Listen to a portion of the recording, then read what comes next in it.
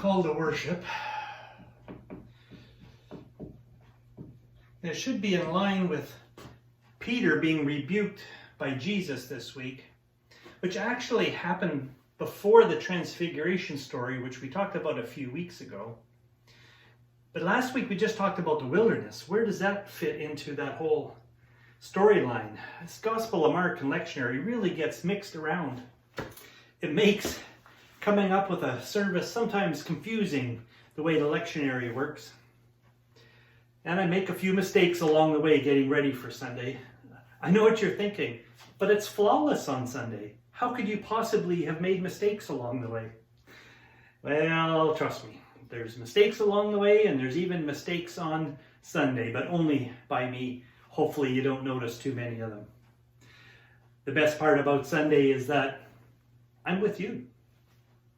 And when I'm with you, the mistakes really don't matter that much.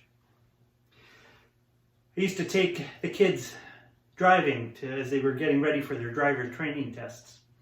One of the big obstacles of getting your license, of course, is parallel parking. I can't tell you how many times we parallel parked with those kids. We would give it a go and then around the block to where the things were set up and we'd try it again. And I always said we got to do it until we get 3 in a row right.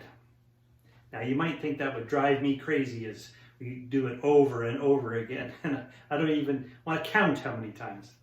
But you know, we didn't. There was something serene about it. Something calming about it. Something I just enjoyed being there as they would try and try.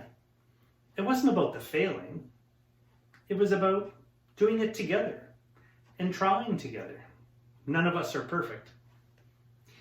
In our gospel, or not in the gospel, but in actually one of the epistle readings from 2 Timothy chapter 2, verse 15, it writes, "Do your best to present yourself to God as one approved by him, a worker who has no need to be ashamed, rightly explaining the word of truth."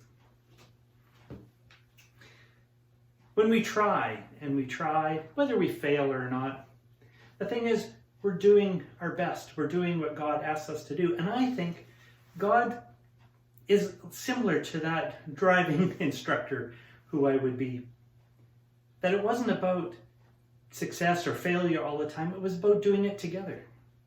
So when we're doing things, if we have God in mind, whether it's preparing for a Sunday worship service, trying to put a call to worship together, whether it's trying to learn how to parallel park, or all the myriad of things we may do and not always get right the first time.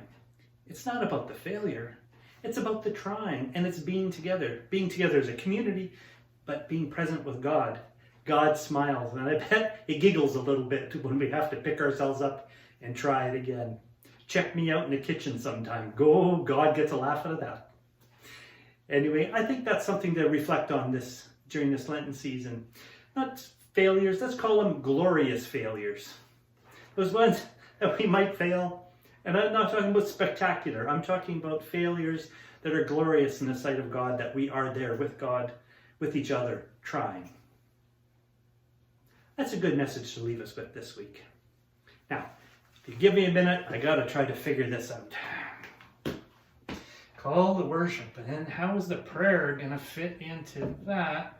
Didn't Peter already get argued?